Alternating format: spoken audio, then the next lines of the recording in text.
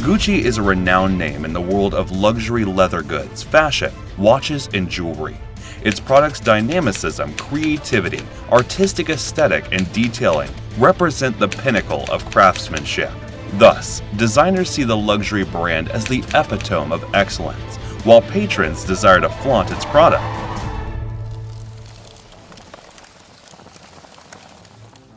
Guccio Gucci was born in 1881 in a family of leather good makers in Florence, Italy. In 1897, he started working as a porter in London's Savoy Hotel. It was at Savoy where he found himself drawn to the artistically beautiful suitcases and trunks that the elite guests of the hotel carried with them. This inspired Guccio to return to his hometown in 1902 and work for a leather luggage maker, Franzi. He learned craftsmanship and fine-tuned his talent as a creator of outstanding pieces of luggage. After leaving Franzi, he started his own brand. In the company's earlier years, Guccio sold leather products to the wealthiest in Italy. While making luggage was of course part of his brand, he also made saddles for horses from some of the finest Italian leather. In fact, many of Gucci's modern-day designs are inspired by the early equestrian equipment it made. The business started as a small family business, mainly selling authentic leather goods and travel gear. However, as business picked up and word spread worldwide about the famous Italian leather goods company, Guccio branched out to equestrian equipment too, hence where the famous horsebit symbols originated. As Gucci's fame grew, England's upper class started taking note of the Gucci brand. Among the many things that Gucci subsequently added to his portfolio were silk goods, leather shoes, and handbags.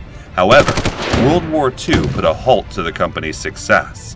In 1935, the League of Nations imposed sanctions on the Kingdom of Italy to force the country to abandon its war against the Empire of Ethiopia. The League of Nations embargo against Italy harmed businesses in the country, including Gucci.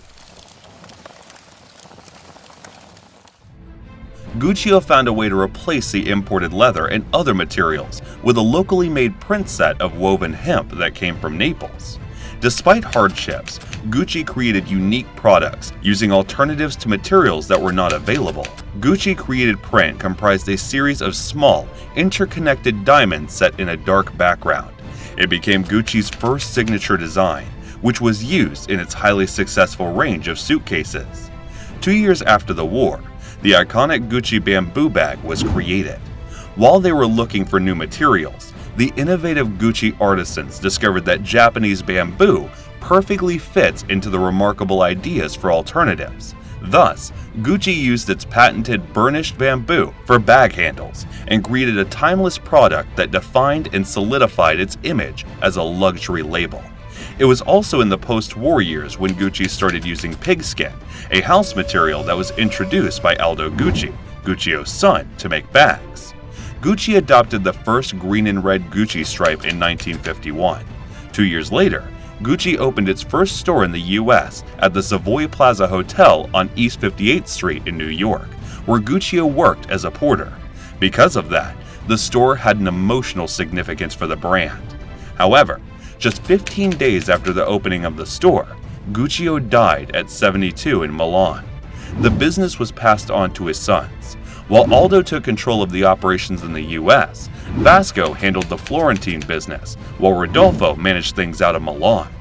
It was also in 1953 that the luxury brand created its iconic Gucci loafer with the metal bit that is used to control a horse. Among the most famous earlier products featuring the horse bit are men's loafers. Gucci's logo itself had an evolution of its own. While he was starting the business, Guccio created the brand's first logo himself. It was a simple, yet stylish italicized version of his signature. After some time, and a couple of more alterations later, Aldo came up with the symbol of two interlinked G's. In 1955, it became a registered trademark and soon became a permanent fixture across many of the brand's products, although it has only undergone minor modifications since. The 1950s marked the start of the golden era of Gucci. Its presence in the US drew the who's who of the film world to Gucci. Stars such as Elizabeth Taylor were photographed with Gucci's bamboo tote, of which Peter Sellers too was a fan. Jackie Kennedy famously sported a Gucci purse in 1961, which instantly turned the tote into a must-have Gucci product. The purse's popularity led to it being later renamed and relaunched as Jackie. Grace Kelly, the Princess of Monaco, was a regular Gucci patron. Following one of her visits to a Gucci store, Rodolfo commissioned a special Flora scarf in her honor as a gift for the princess in 1966. In the early 60s, the GG logo was applied to canvases and used for bags, small leather goods, luggage, and the first piece of clothing.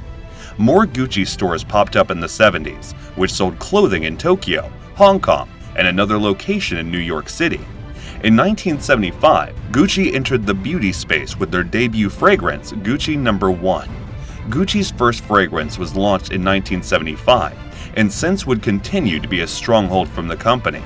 From Gucci Guilty and Flora by Gucci to Gucci by Gucci and Gucci Bloom. Gucci's first ready-to-wear fashion show was held in 1981. The collection focused heavily on the Flora pattern and took place at the Sala Bianca Palazzo Pitti in Florence, Italy.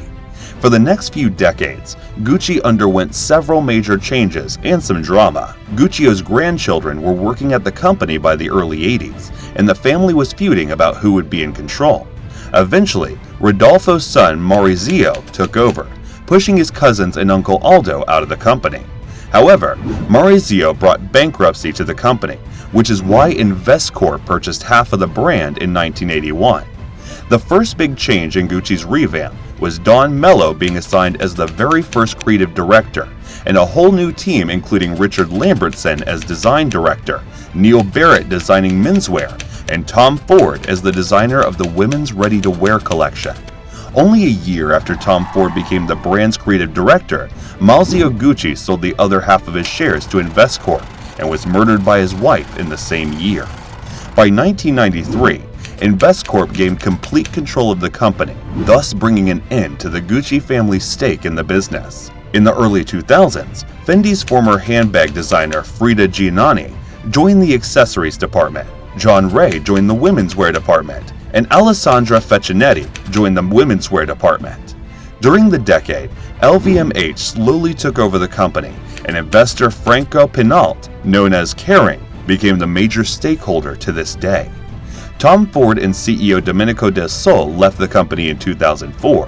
When Giannani became the brand's creative director in 2006, she abandoned Ford's overt sexual style, and GG logo for her designs rejuvenated floral patterns and other distinct house symbols, which later proved successful. Soon after Giannani departed from the company, Michelle quickly rose to the top in 2015 after working for the brand for over 12 years. Michelle quickly took to the role by scraping Giannani's line and redesigning an entirely new menswear collection in just 5 days before exhibiting it in the Fall-Winter 2015 runway. He launched his first women's wear collection in the Milan runway a month later. Following DeMarco's exit, Marco Bizzarri was also brought in as the new president and CEO. In only 4 years, Alessandro Michele made major changes to the Gucci brand. Michele filled the high fashion runway with a childlike fantasy, with bees, hearts, bows, brooches, flowers, ruffles, pop culture references, and other maximalist designs and symbols. Still, Michele tries to stay true to Gucci's origins while still evolving with the times. In 2017, Gucci pledged to promote gender equality and diversity, become sustainable, and provide a caring work environment, contribute to positive social impacts, and support transformation, all while continuing craftsmanship traditions. So far, the brand has been fulfilling its promise by promoting unisex wear and perfume, embracing seasonless fashion, going fur-free, reducing its environmental impact, and many other positive practices. In the years after his appointment, Michele turned the luxury house into the printed, sequined, oversized glasses-loving vision that we know today. Beginning with its 2022 collections, the company is entirely fur-free and has promised to reduce its environmental impact, including greenhouse gas emissions by 2025. Overall, the fashion house has had a share of public family squabbles and numerous leadership changes, but remains a luxury brand to this day. Don't forget to hit the like and subscribe button and push the bell notification.